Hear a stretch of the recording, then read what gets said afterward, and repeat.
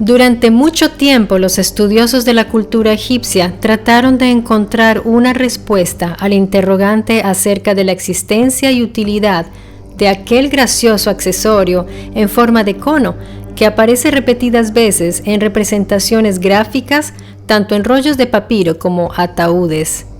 Ningún arqueólogo había encontrado nunca uno de estos enigmáticos objetos, lo que llevó a algunos estudiosos a pensar que los conos de cabeza egipcios eran meras representaciones simbólicas, el equivalente de los halos que aparecen en santos y ángeles en la iconografía cristiana con influencia helénica.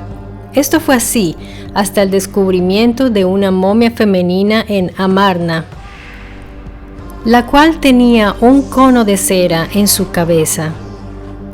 Esto demostraría una vez más que los hallazgos arqueológicos van revelando verdades que han obligado a los científicos a corregir sus teorías, actualizarlas o simplemente cancelarlas, porque no reflejan siempre la verdad histórica. Pero hay otra polémica acerca del verdadero origen de los cráneos dolicocéfalos, conocidos popularmente como cráneos alargados. Estos extraños cráneos se han ido encontrando en todo el mundo. Por ejemplo, un hallazgo en Outamuga, China, de 19 esqueletos que aún eran reconocibles. 11 de ellos tenían el cráneo alargado y corresponden a una datación de entre 12.000 y 5.000 años. Hombres, mujeres y niños. Además de China, se han encontrado restos humanos con cráneos dolicocéfalos en Rusia, Perú, Bolivia, Estados Unidos, Bahamas, República del Congo, Egipto, Malta, Francia, las Islas Canarias, la Cuenca de los Cárpatos, Noruega, Tahití, Samoa, Hawái, Vanuatu, Australia, Irak, Corea, Crimea, Hungría, Brasil y otros países alrededor del mundo. La polémica entre la comunidad científica es debido a que aún hoy hay algunas comunidades que conservan una antigua tradición de modelar el cráneo en la primera etapa de crecimiento de los niños. Esta práctica se puede realizar solo en los primeros meses y años del niño, cuando las placas óseas están aún separadas por las fisuras sagitales. Se puede realizar de manera manual, con masajes, con tablas o vendajes. Y aunque estas sociedades lo practiquen, aún no se ha podido explicar el por qué lo hacen. Ellos siguen simplemente una tradición y según los estudios se ha hipotizado que sea por una cuestión de estatus, ya que esta forma del cráneo representaría una mayor inteligencia y una buena posición social. ¿Pero por qué? Para responder a esto debemos dirigirnos indudablemente a los antiguos. El profesor Walter Emery, un ilustre egiptólogo que condujo numerosas excavaciones en Egipto en los años 30, escribió un libro titulado Archaic Egypt, donde documentó el hallazgo de refertos humanos con cráneo dodicocéfalo en Saqqara, datados en la época predinástica. Él concluye que no se trataba de una estirpe autóctona, ya que poseían un cráneo más grande respecto al de la etnia local y además los sujetos presentaban características genéticas atípicas para el clima del lugar, tal como los cabellos claros, corporatura más robusta de la media y una estatura superior. Emery declaró con total certeza que esta cepa racial no podría ser originaria de Egipto ni de Malta, pero que aún así estos sujetos ejercieron un rol sacerdotal muy importante y gobernativo de primer orden en el lugar. Tal grupo se mantuvo a distancia de los setos sociales más bajos y se unían carnalmente solo con la clase aristocrática del lugar. Este grupo étnico fue luego identificado por el egiptólogo como la casta dominante que la tradición egipcia llamó Shemsu-Or, que traducido sería seguidores de Horus. Los Shemsu-Or fueron mencionados por la tradición como clase sacerdotal dominante en el Egipto predinástico hasta el 3000 a.C., y su existencia está documentada tanto en el Papiro de Torino como en las listas de los reyes de Abidos. Y si esto te parece interesante, en 1985 se descubrieron unas sepulturas en el templo megalítico de Al-Saflienti, en Malta, con restos humanos en los que se hallaron una serie de cráneos de tamaño totalmente extraordinario. Estos cráneos parecen pertenecer a un linaje humano desconocido, y si los datos iniciales son correctos, algunos investigadores apuntan a la posibilidad de que podrían ser el eslabón entre las antiguas culturas de Mesopotamia y Egipto, y una hermética raza de sacerdotes identificado con el símbolo de la serpiente. Estos cráneos estuvieron expuestos un tiempo en el Museo de Malta, pero luego fueron embodegados y escondidos al público. Quizás resultan incómodos para la ciencia oficial. Afortunadamente quedan las fotos y ensayos escritos de los estudios realizados por el Dr. Anton Mifsud y de su colega, el Dr. Charles Savona Ventura. Malta y Gozo fueron asentamientos muy importantes desde tiempos prehistóricos, lugares donde se efectuaban rituales dirigidos a sanar a la gente y donde los oráculos y sacerdotes efectuaban sus ceremonias. Allí, en ambas islas, se hallan restos de santuarios y lugares de culto curativo donde los sacerdotes efectuaban sus ceremonias en honor a la diosa a la que se le atribuían poderes curativos como expresión directa de su divinidad. Como decíamos antes, es bien conocido que en la antigüedad la serpiente fue asociada a los poderes curativos de los dioses. La serpiente también pertenece al mundo subterráneo.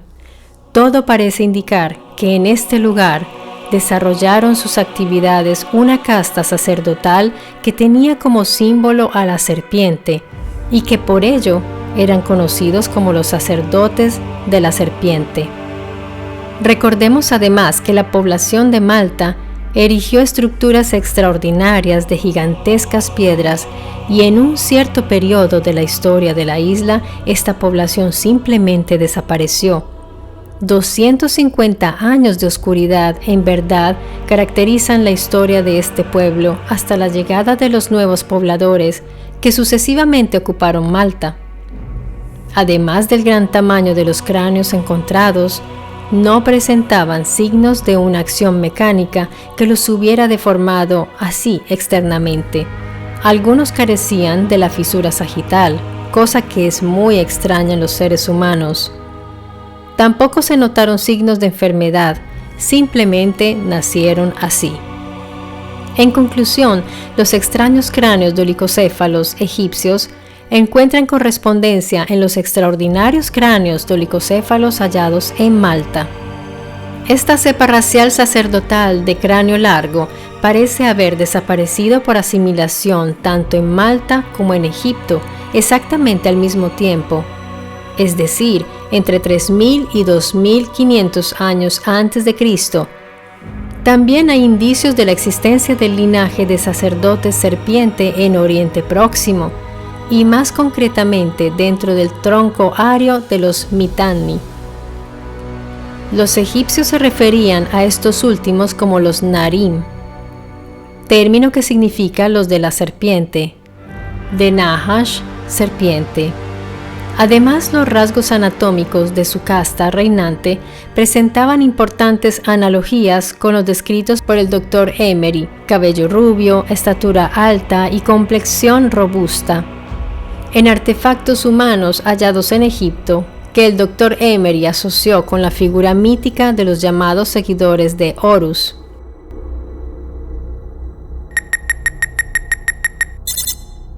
En la península desértica Paracas, en Perú, el arqueólogo peruano Julio Tello hizo un descubrimiento increíble. En total, Tello encontró más de 300 cráneos dolicocéfalos, los más grandes jamás encontrados, datados de hace 3000 años. El volumen craneal es hasta un 25% más grande y un 60% más pesados que los cráneos humanos convencionales, lo que significa que no podrían haber sido deformados intencionalmente a través del aplanamiento u otra técnica. También contienen solo una placa parietal en lugar de dos. Los hallazgos genéticos del estudio indican que los cráneos paracas poseen ADN mitocondrial con mutaciones desconocidas en cualquier ser humano, primate o animal conocido hasta ahora. Los pocos fragmentos que se pudieron secuenciar hasta el momento indican que si estas mutaciones aparecen en todas las muestras, se trataría de una nueva criatura humana, muy distante del Homo sapiens, los neandertales y los homínidos de Denisova. Las implicaciones son, por supuesto, enormes, manifestó el investigador encargado Forster, quien además tiene la sospecha de que estos individuos, inclusive, no caben en el árbol evolutivo conocido. De manera que si los habitantes de Paracas fueron tan biológicamente diferentes, no habrían sido capaces de cruzarse con humanos. Es curioso también que el cabello que aún estaba en algunos cráneos presentaba color rojo y rubio. A pesar de que la ciencia oficial sigue afirmando que todos los dolicocéfalos son producto de una modificación mecánica, en 1851 el Dr. John James von Tschudi dijo en una ocasión que dos cráneos, ambos de niños de apenas 1 año, tenían en todos los aspectos la misma forma alargada que los de los adultos. Nosotros hemos observado el mismo hecho en muchas momias de niños de tierna edad. La misma formación de la cabeza se presenta en niños aún por nacer, y de esta verdad hemos tenido prueba fehaciente a la vista de un feto encerrado en el vientre de una momia, de una mujer embarazada de 7 meses. Estas fueron las palabras del Dr. Tschudi. Hay que recordar además que para obtener un resultado significativo en la modificación del cráneo se requiere de tiempo. Entonces los hallazgos de momias de recién nacidos y bebés con esta particular forma indica que nacieron así. Una buena parte de la comunidad científica se inclina a pensar en la teoría de una raza humana, una especie extinta, la cual ha dejado su rastro en el ADN de sus descendientes. La casta de los sacerdotes serpiente tenía un conocimiento que iba transmitiendo oralmente a cada miembro de su misma casta, tanto del estudio del movimiento de los astros como el conocimiento de los fenómenos naturales, el sol, las fases lunares, las nubes, eclipses, truenos y otras áreas del saber como el más allá, el nacimiento, la muerte y las enfermedades. Pronto se formaron estructuras jerárquicas. Por ejemplo, los que eran considerados más sabios y sapientes se convertían en los grandes maestros, y más tarde serían iniciados a los misterios. Maestros para escuchar e interrogar. Algunos de estos maestros escogían sus sucesores de entre sus propios discípulos. El subsuelo del hipogeo de Al-Saflieni fue explorado por primera vez por Sir Themistocles Samid a principios del siglo XX, con excavaciones que sacaron a la luz los restos de unas 7.000 personas enterradas en una capa de tierra roja.